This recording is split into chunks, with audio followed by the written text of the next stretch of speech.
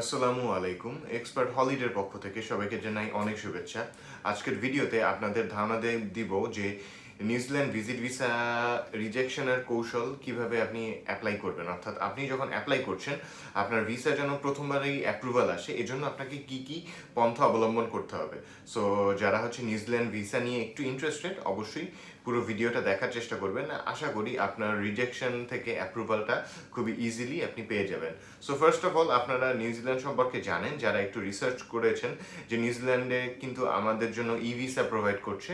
কোনো ধরনের embassy face করা, ইন্টারভিউ দেয়া, বায়োমেট্রিক দেয়া ধরনের কোনো ঝামেলা নেই। অনলাইন সাবমিশন, দেন ইমেইলে আপনার ভিসা, দেন ডিরেক্ট আপনি ফ্লাই করতে পারছেন।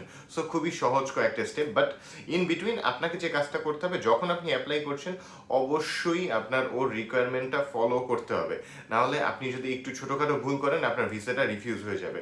সো ফার্স্ট অফ অল, যে জিনিসটা ম্যাক্সিমাম মানুষ করে সেটা হচ্ছে আপনার ট্রাভেল প্ল্যানটা ডিটেইলভাবে এক্সপ্লেইন করেন না। এই জিনিসটা খুবই ইম্পর্টেন্ট। অনেকে জাস্ট কভার লেটার দিয়ে দেন এবং সেখানে বলে দেন আপনি এত তারিখ থেকে এত তারিখ ট্রাভেল করছেন, এই রিজন। এর সাথে পাশাপাশি আপনি ট্রাভেল আইটিনারিটা দিতে ভুলে যান। সো দেখা গেল আপনার সব ডকুমেন্টস ঠিকঠাক আছে, বাট এই একটা জিনিস আপনি দেননি, আপনার ভিসা বলতে পারেন রিফিউজ হয়ে যাবে। বিকজ ওদের কাছে আপনার ট্রাভেল প্ল্যানটা জানা জরুরি। ওরা একটা সেকশনে দিয়ে রেখেছে যেখানে আপনার ট্রাভেল আইটিনারিটা আপলোড করতে হয়।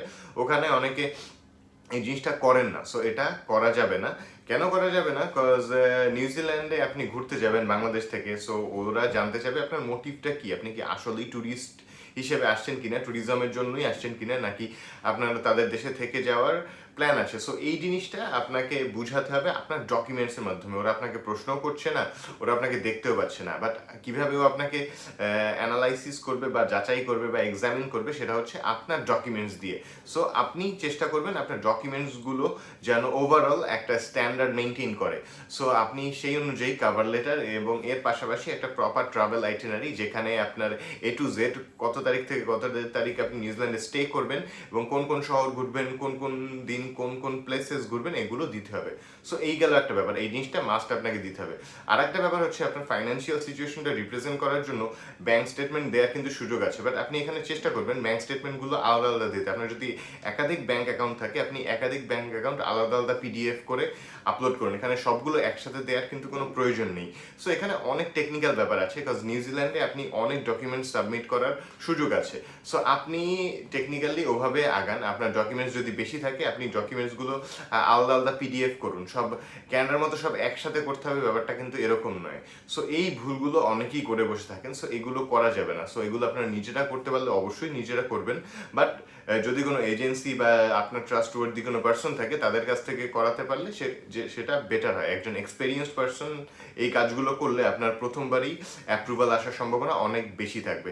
আর একটা ব্যাপার যেটা হচ্ছে, যাদের অস্ট্রেলিয়া ভিসা আছে তারা কিন্তু অনেক সময় জাস্ট নিউজিল্যান্ডের জন্য অ্যাপ্লাই করেন যে আমার তো অস্ট্রেলিয়া ভিসা আছে, আমাকে ওরা দিয়ে দিবে। বাট আপনার অস্ট্রেলিয়া ভিসা গ্রান্ট পেপারটা কিন্তু আলাদা একটা জায়গায় সাবমিট করার সুযোগ থাকে। ওই জিনিসটা কখনোই ভুল করা যাবে না যদি আপনি আপনার ভিসা অ্যাপ্রুভালটা ইজিলি পেতে চান।